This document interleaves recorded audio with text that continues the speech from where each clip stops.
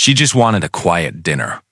After 18 months overseas, after missions she could never talk about, after being one of the deadliest women in the American military, Elena Reyes just wanted chicken parmesan and peace. But peace doesn't last long when predators are hunting. 3 men in expensive suits, drunk on entitlement and bad decisions. They've been terrorizing the restaurant all night. Crude comments, aggressive stares, hands that didn't understand the word no. When they grabbed a young woman and refused to let go, most people looked away. Most people pulled out their phones. Most people did nothing.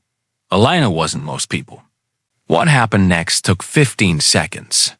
15 seconds that would be captured on camera, viewed by millions, and analyzed frame by military experts worldwide. 15 seconds that would destroy 3 careers, inspire a generation, and prove that the most dangerous person in the room isn't always the biggest. They saw a small woman in a black dress. They had no idea who she really was. Before we dive in, comment where you're watching from. Drop your city in the comments below. And don't miss the next story. Make sure you subscribe to Tailcraft. Elena Reyes has been looking forward to this evening for weeks. After 18 months deployed overseas, the 32-year-old Navy SEAL finally has a chance to enjoy something she's been dreaming about since her second month in the desert. A quiet dinner at her favorite Italian restaurant in downtown San Diego. She's traded her military uniform for a simple black dress and comfortable flats. No weapons, no tactical gear, no squad depending on her for their lives. Tonight, she wants nothing more than to blend in with the civilian crowd and savor something she hasn't experienced in a year and a half. Normalcy. The restaurant buzzes with typical Friday night energy. Families occupy the larger tables, their children's laughter mixing with the clinking of silverware. Couples share intimate conversations over candlelit meals, lost in their own worlds. Elena chooses a corner booth near the back wall, and even as she slides into the seat, she catches herself doing it, scanning the entire dining room, noting the exits, cataloging potential threats. Old habits die hard, even during peacetime. She orders her favorite dish, chicken parmesan, and tries to relax. Tries to silence the part of her brain that's been running tactical assessments for the past year and a half. But within minutes of settling in, something catches her attention at the bar. 3 men in expensive suits. Late 20s, maybe early 30s. The kind of guys who've probably never heard the word no in their entire privileged lives. Empty beer bottles clutter their section of the bar, and their voices loud, aggressive. Entitled carry across the restaurant like they own the place. Elena watches as they make crude remarks about a woman walking past. Watches as they laugh too loud at their own jokes. Watches as the restaurant staff exchanges nervous glances, but doesn't intervene. She tries to focus on her meal when it arrives, but her training makes it impossible to ignore what's unfolding across the room. These 3 aren't just drunk. They're hunting. For the next 20 minutes, Elena observes their pattern. They target women dining alone or with companions they can intimidate. Their comments grow bolder with each drink. The restaurant staff seems paralyzed, perhaps intimidated by the men's aggressive posture and expensive appearance, perhaps worried about confrontation, perhaps both. Then the situation escalates. The 3 men rise from the bar and approach a young couple at a nearby table. The woman, Asian, early 20s, wearing a soft blue dress, visibly tenses as they approach. Her companion, a young man about her age, shifts protectively closer to her. But the 3 men don't care. The largest of them, standing well over 6 feet tall with broad shoulders that strain against his designer suit jacket, leans over the young woman's chair. His words are too quiet for Elena to hear, but the woman's face tells the entire story. Fear, disgust, violation. "We're just trying to have dinner," the young man says, his voice polite but firm. "Please leave us alone." The request is ignored. Instead, the situation explodes. The large man, his name tag from a forgotten conference still pinned to his jacket, reads, "Brandon," grabs the young woman's arm and pulls. She gasps as she's yanked from her chair, struggling to break free as his 2 companions laugh like this is the funniest thing they've seen all night. The entire restaurant goes quiet. Other diners stare in shock. No one moves. No one except Elena.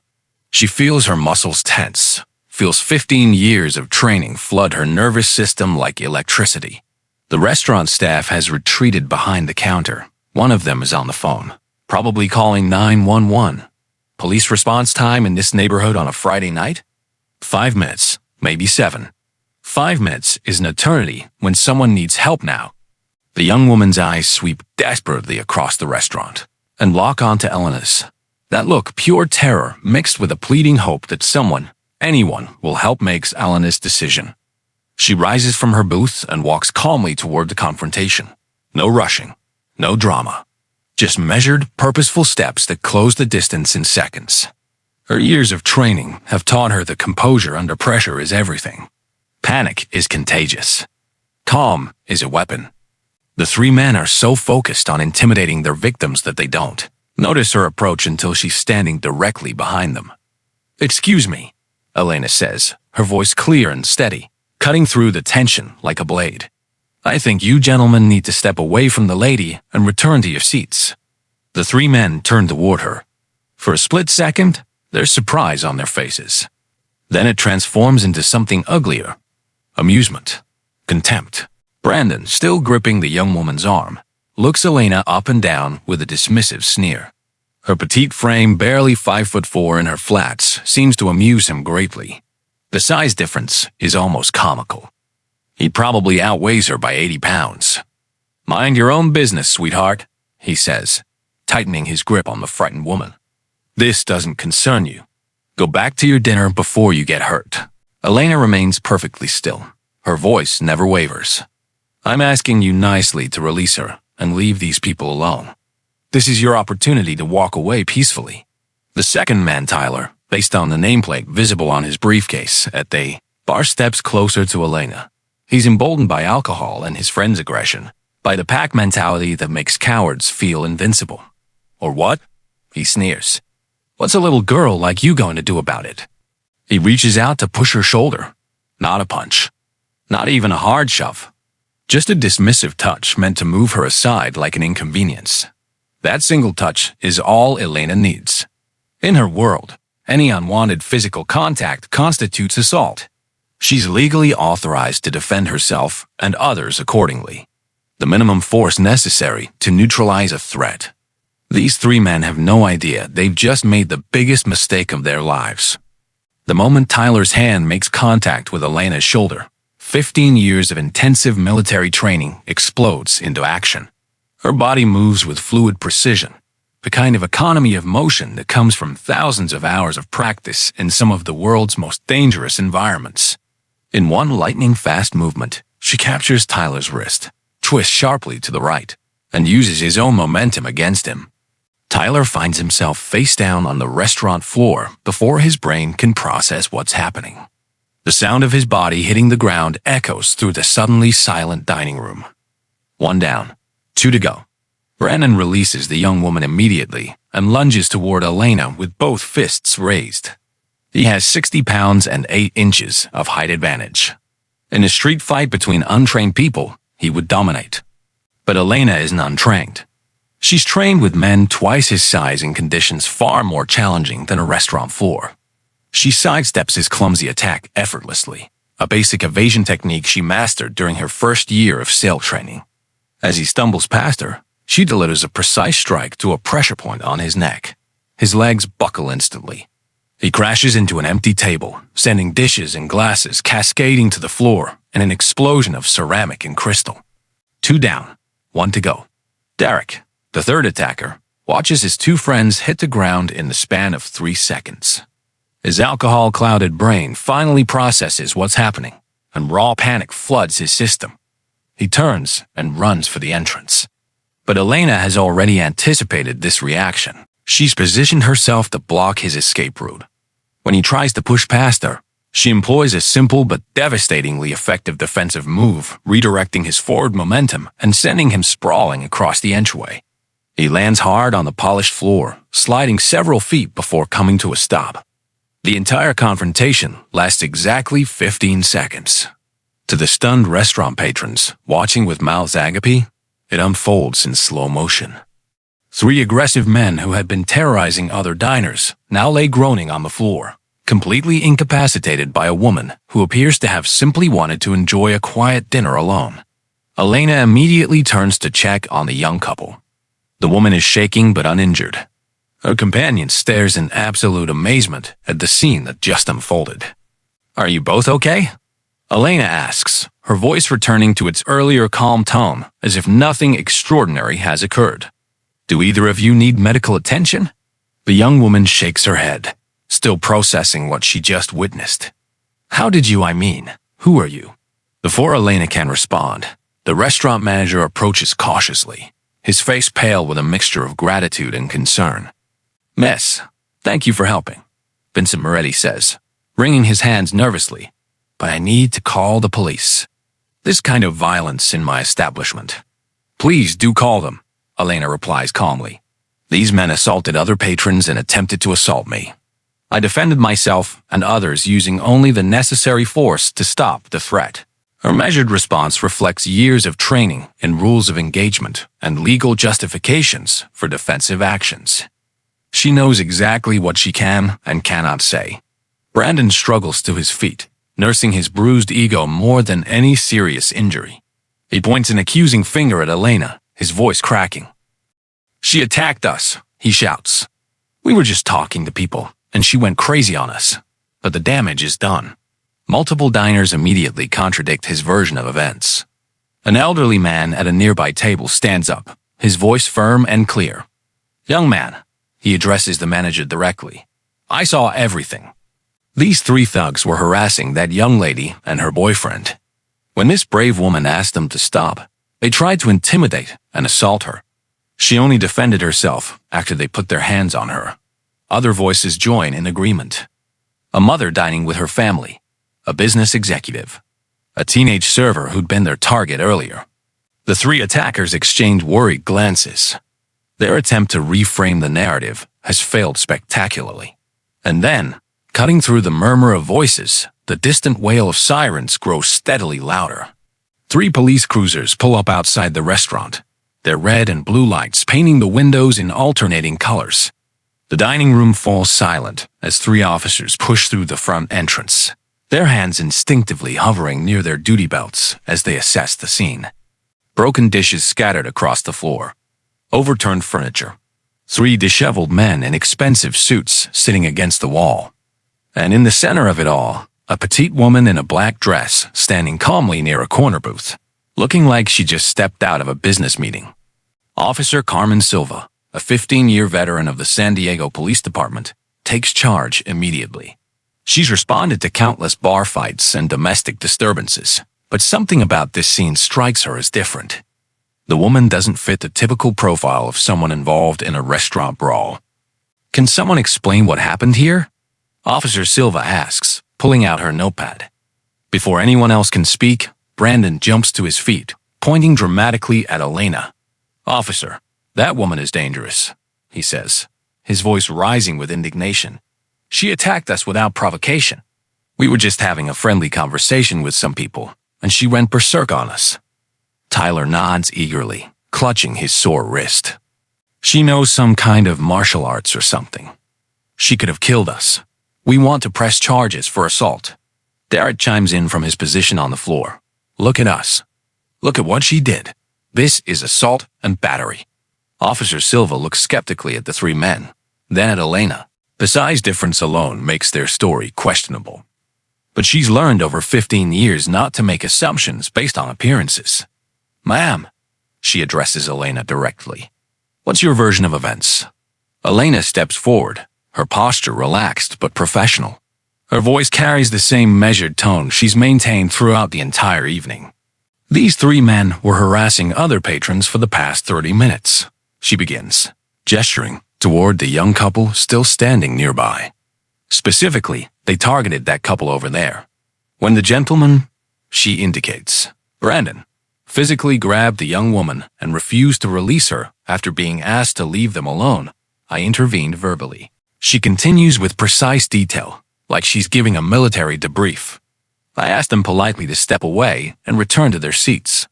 One of the men, she nods toward Tyler, then made physical contact with me without permission. I interpreted this as the beginning of an assault. I used only the minimum force necessary to neutralize the threat to myself and the other patrons. Vincent Moretti, the restaurant manager, steps forward before Officer Silva can respond. "Officer, I watched the whole thing," he says, his voice shaking slightly. "These three men had been drinking heavily all evening. They were making inappropriate comments to our female customers for over an hour. My staff was preparing to ask them to leave when this situation escalated." Officer Silva turns to survey the other diners. "Did anyone else witness what happened?" Hands go up across the restaurant. Nearly every table has someone willing to speak. An elderly man with silver hair, Harold Brennan, a retired attorney, rises slowly from his seat. His voice carries the authority of someone accustomed to courtrooms. "Officer, I observed the entire incident," he says firmly. "Those three men were predators. They were systematically targeting women dining alone or with companions they believed they could intimidate. This young lady," he gestures toward Elena, "showed remarkable restraint in how she handled the situation. They assaulted her first. She merely defended herself." A middle-aged woman, Patricia Wu, speaks up from across the room. "My daughter was afraid to go to the bathroom because of how those men were behaving. They were making lewd comments to everyone. This woman saved the evening for everyone here." Murmurs of agreement ripple through the crowd. Officer Silva turns to the young couple who had been the primary targets. "What about you two? What did you see?" The young woman Mia Chun steps forward, still visibly shaken.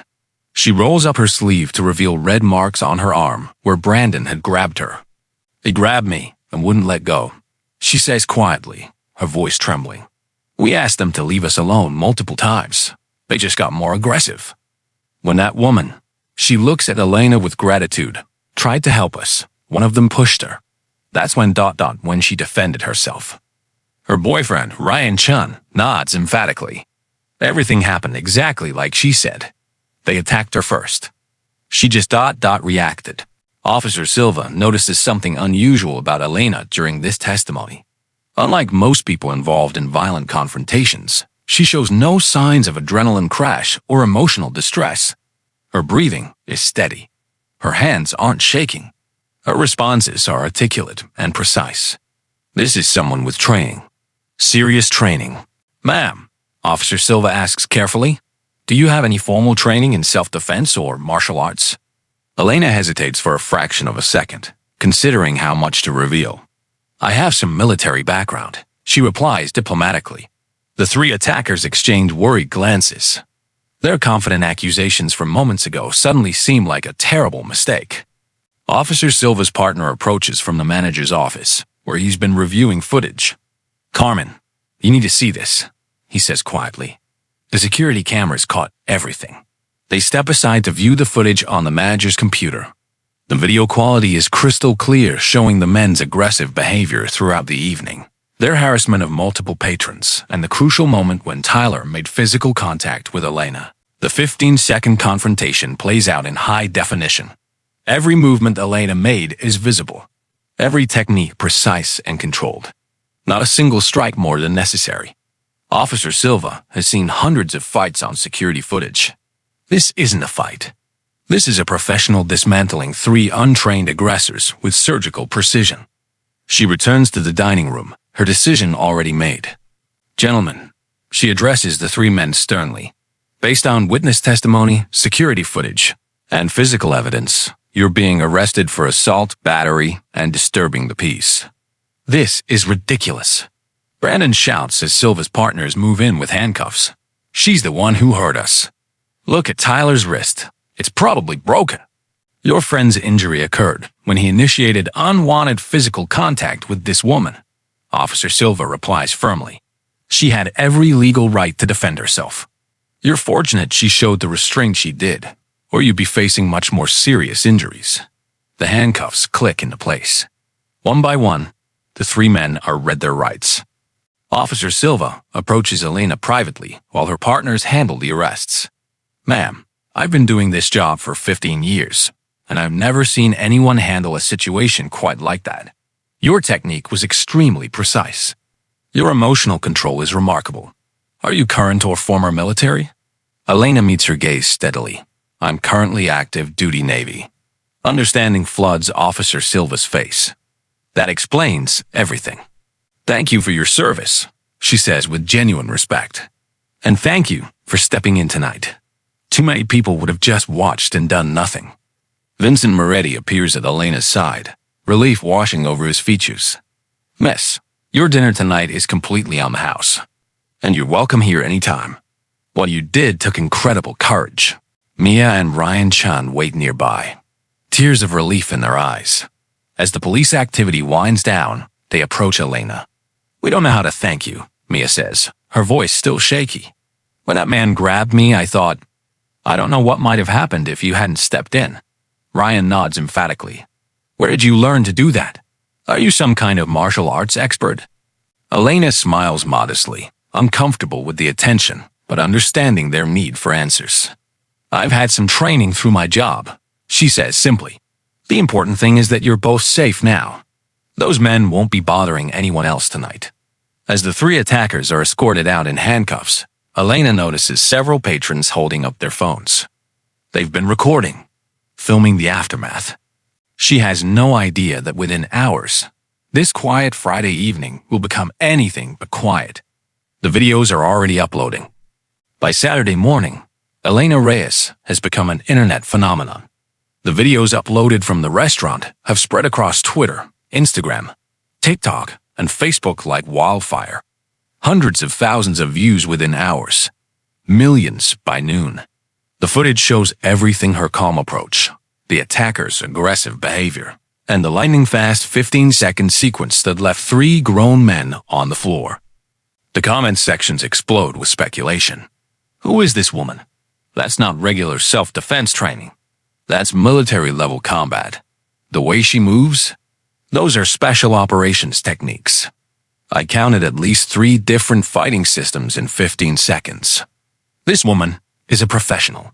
Local news Channel 8 receives dozens of tips about the incident by mid-morning.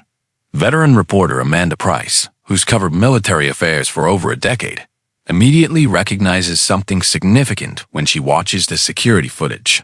She replays the video in slow motion, studying every movement. This isn't typical military combatives training, Amanda tells her producer, freezing the frame on Elena's wrist lock technique. The precision, the speed, the tactical awareness. This woman has received specialized combat instruction at the highest levels. By Sunday afternoon, the story reaches military blogs and forums. Thomas Rivera, a former Marine and popular military affairs blogger, downloads the highest quality version of the security footage he can find and begins analyzing it frame by frame. He publishes his breakdown Monday morning. The post goes viral within hours. Analysis. Restaurant defender shows elite special operations training. What we're seeing here, Rivera writes, is someone with training consistent with elite special operations forces. The distance management, the way she handles multiple attackers simultaneously, the precise application of force that neutralizes threats while minimizing injury. This suggests Navy SEAL or similar Tier 1 special operations background. Note the pressure point strike at 008. That's not taught in standard military hand-to-hand combat courses. That's advanced SOF material. The post gets shared 70,000 times in 24 hours. Monday morning, Captain Daniel Cross sits in his office at Naval Base Coronado, scrolling through the viral videos with a mixture of amusement and concern. He recognizes the techniques immediately. More importantly, he recognizes the woman performing them. Martinez, he calls out, then catches himself. Reyes. My office. Now. Elena appears in his doorway 3 minutes later, standing at attention. At ease, Captain Cross says, gesturing to the chair across from his desk. I understand you had an interesting weekend. Care to explain how one of my SEALs ended up as the subject of a viral video? Elena provides a complete debrief of the restaurant incident, maintaining the same professional tone she used with the police. She emphasizes that she acted as a private citizen defending herself and others, not as a representative of the military. Captain Cross listens carefully. When she finishes, he leans back in his chair. You did everything by the book, he concludes. No excessive force. Clear justification for action. Protection innocent civilians. He pauses, pulling up one of the viral videos on his computer. The media attention isn't necessarily unwelcome, either. It shows the public that our training produces personnel who can be trusted to act responsibly in any situation. With respect, sir, I'd prefer to avoid additional attention, Elena says quietly. Too late for that, petty officer. This story has legs. He has no idea how right he is. By Tuesday, the three attackers are facing consequences beyond their legal troubles. Brandon Cole's employer, a Fortune 500 corporation with a prominent diversity and inclusion program, suspends him immediately when HR learns about his arrest for assaulting women in a public restaurant. Tyler Nash receives a terse phone call from the senior partners at his prestigious law firm. They're exploring other options for his position. By Wednesday, he's officially terminated.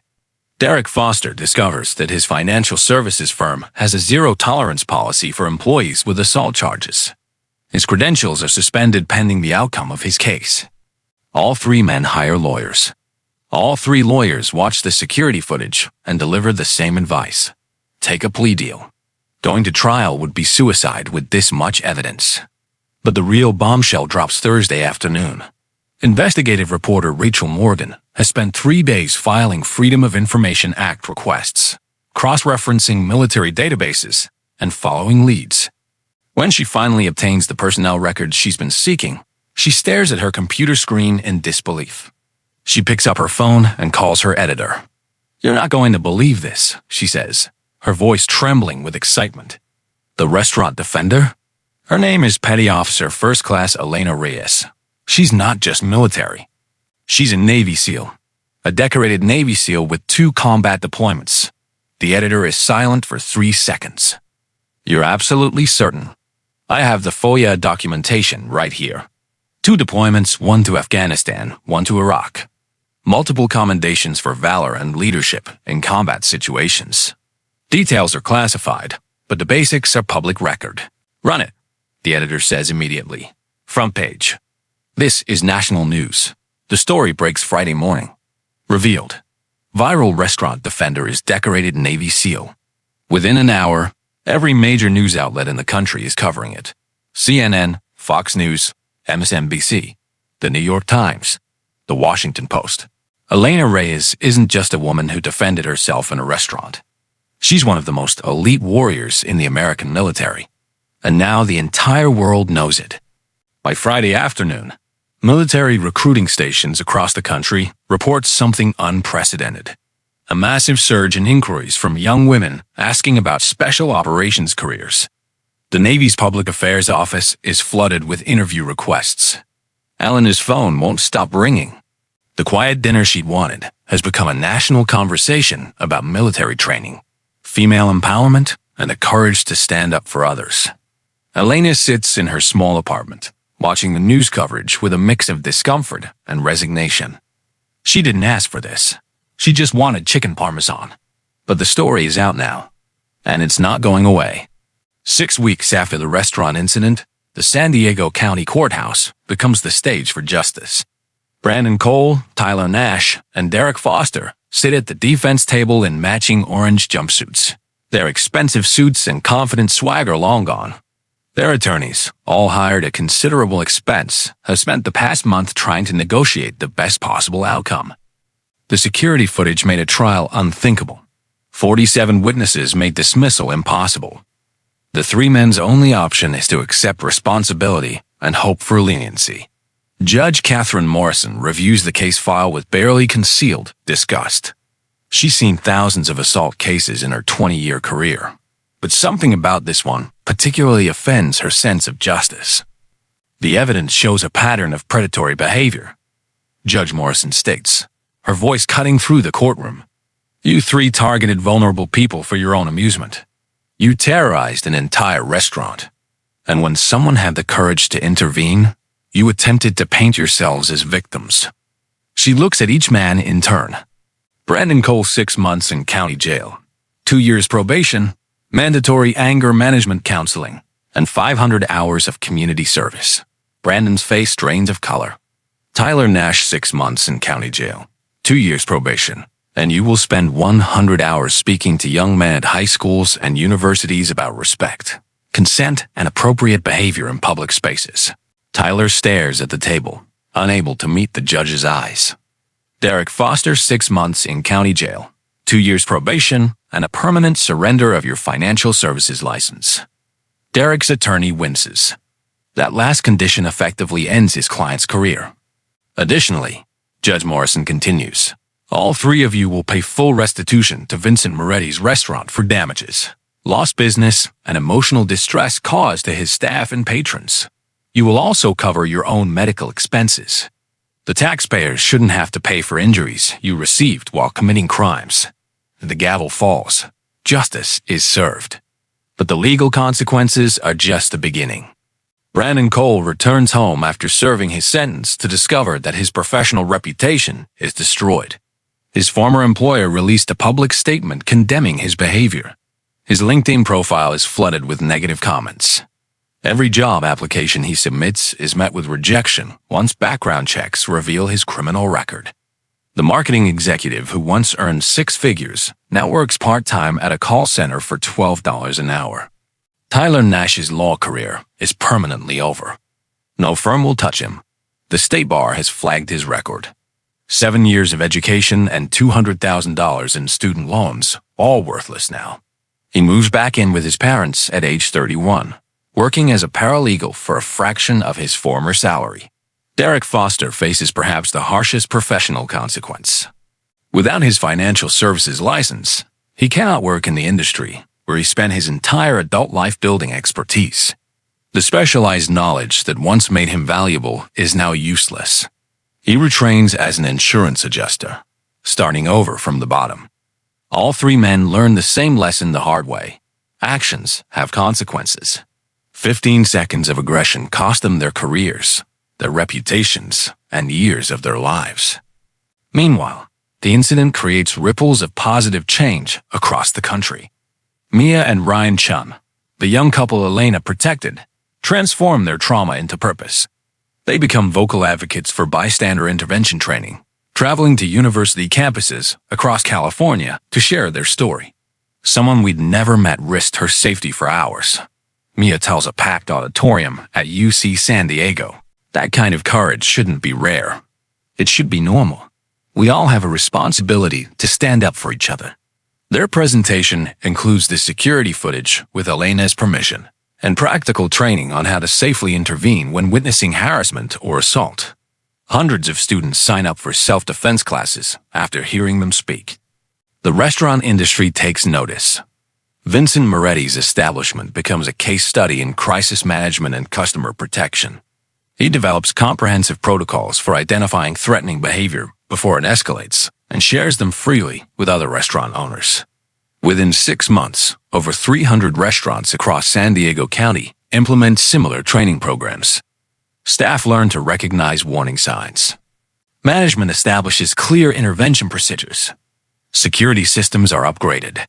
The Italian restaurant where everything happened experiences an unexpected business boom. Tourists and locals alike want to see the booth where the Navy SEAL sat. Vincent installs a tasteful bronze plaque on the wall. In this place, courage stood up for the vulnerable. May we all find such strength when others need us. In honor of Petty Officer Elena Reyes, USN, reservations are booked solid for months. The impact extends far beyond San Diego. Scholarship programs emerge across the country specifically for young women interested in military service. The Elena Reyes Special Operations Scholarship Fund raises over $2 million in its first year, supporting female candidates pursuing careers in elite military units. The Navy begins featuring Elena's story carefully, with her permission in recruiting materials. Posters appear in recruiting offices showing a simple message. Strength comes in all sizes. Consider special operations. Applications from women interested in special operations careers increased by 47% in the following year. Military training programs worldwide request copies of the security footage. It becomes a teaching tool in dozens of military academies, demonstrating proper de-escalation, appropriate use of force, and maintaining professionalism under pressure. The incident even inspires a documentary filmmaker, Sarah Chun, to propose a full-length film about women in special operations. Elena initially refuses. The attention makes her uncomfortable. She joined the military to serve, not to be famous. But Sarah makes a compelling pitch. Your story is inspiring thousands of young women who never thought they could do what you do. And all proceeds will go to veteran assistance programs and organizations fighting sexual harassment. Elena agrees, with one condition: the documentary must feature other women in special operations, not just her. She refuses to be portrayed as exceptional when so many others serve with equal courage. The documentary begins production 6 months later. Elena herself continues serving, deploying twice more to classified locations overseas. Her team speak of her with quiet respect, not because of viral fame, but because of her skill, judgment, and leadership in actual combat situations. She never seeks recognition for the restaurant incident. To her, it was simply doing what any trained person should do when confronted with injustice. But the world disagrees. The world sees her as something more, a symbol of courage, skill, and the willingness to act when others freeze. 5 years later, Elena Reyes stands in the same Italian restaurant, now promoted to senior chief petty officer, looking at the bronze plaque Vincent Moretti installed years ago. She's in San Diego for only 3 days between assignments, and something drew her back to this place. The restaurant looks exactly the same. Same warm lighting. Same smell of garlic and basil. Same corner booth where everything changed. Senior Chief Reyes, Vincent greets her warmly, emerging from the kitchen. He's aged gracefully, his hair grayer now, but his smile just as genuine. It's an honor to have you back. Your table is always available. Elena smiles. Just Elena tonight, Vincent. I'm off duty. She slides into the familiar booth, and the memories wash over her. 5 years. It feels like a lifetime ago and yesterday all at once. Her phone buzzes. A text from Mia Chun. Speaking at Stanford tomorrow. 500 students registered. Still can't believe how far this has come. Thank you for everything. Elena types back. You did the work. Proud of you both. She thinks about the ripple effects of that single evening. How one decision to stand up, one 15-second confrontation, changed so many lives in ways she never anticipated. The 3 men who attacked her learned their lessons the hard way. Brandon Cole eventually found steady work as a warehouse supervisor, far from the executive suite he once occupied. He completed his anger management program and, by all accounts, became a different person. He speaks occasionally at court-ordered intervention programs, warning other men about the consequences of entitlement and aggression. I thought I was untouchable. He tells groups of young offenders. I thought my job, my money, my size made me powerful. I learned that real power is restraint. Real strength is respect. And I learned it from a woman half my size who could have seriously hurt me but chose not to. Tyler Nash retrained as a counselor, working with at-risk youth in underserved communities. His law career is gone forever, but he found something more valuable: purpose. He channels his education into helping others avoid the mistakes he made. Derek Foster wrote a book about his experience titled 15 Seconds, How One Assault Destroyed My Life and Taught Me Everything. The proceeds go to organizations combating sexual harassment and assault. It becomes required reading in several university ethics courses. All 3 men carry permanent scars, not physical ones, but the kind that reshape character. They will never be who they were before that night. And perhaps that's exactly as it should be. Elena orders the chicken parmesan, still her favorite, and reflects on her own journey. The documentary, Courage Under Fire, Women in Special Operations, premiered 2 years ago at the Tribeca Film Festival. It won 3 awards and sparked national conversations about women in combat roles. Over $4 million was raised for veteran support programs. The Elena Reyes Scholarship Fund has grown beyond her wildest imagination. 43 young women have received full scholarships to pursue military careers. 7 of them are currently in special operations training pipelines. Elena receives letters from them occasionally. They call her an inspiration. She calls them the future. The Navy promoted her to senior chief ahead of schedule, not because of viral fame, but because of 3 additional combat deployments where her leadership saved lives and completed critical missions. The restaurant incident is barely a footnote in her official service record. That's how she prefers it. Military training programs around the world still use the security footage. It's been viewed in academies from Fort Bragg to Hereford, from Coronado to Quantico. Instructors freeze-frame her movements, analyzing technique and decision-making.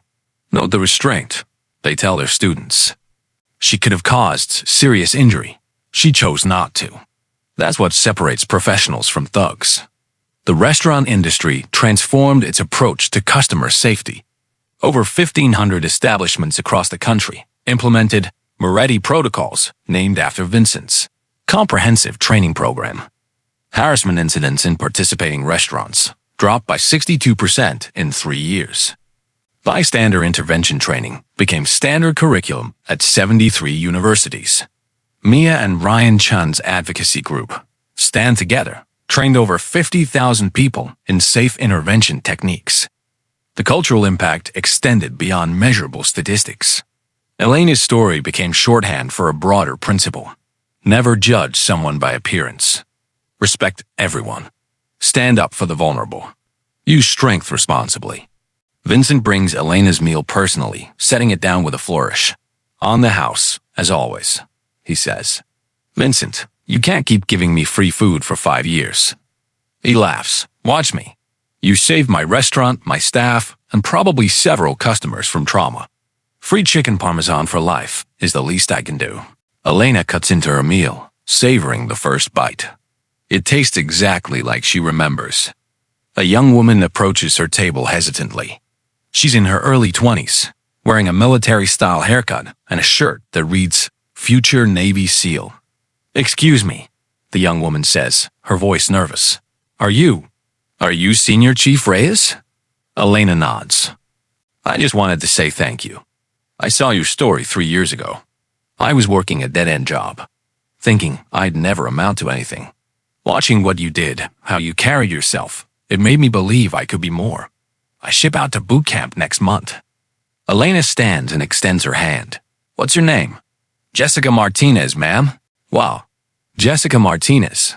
The training will be the hardest thing you've ever done. You'll want to quit 1,000 times. But if you push through, you'll discover strength you didn't know you had. Elena smiles. I believe in you. Now, go prove me right. The young woman's eyes water. I will, ma'am. I promise. As Jessica walks away, Elena sits back down, staring at her meal. This is the real legacy. Not viral videos or news coverage or documentary films. The legacy is in the lives changed. The courage inspired. The young women who now believe they can do impossible things. Elena thinks about that Friday evening 5 years ago. Elena finishes her chicken parmesan, leaves a generous tip despite the free meal, and walks out into the San Diego night. Tomorrow she deploys again, back to the work she was trained to do. But tonight, she's grateful for this restaurant, this booth, and that one Friday evening when everything changed. Heroes don't always wear uniforms or carry weapons. Sometimes they just wear black dresses and order chicken parmesan. And sometimes, when the moment demands it, they stand up and do what's right.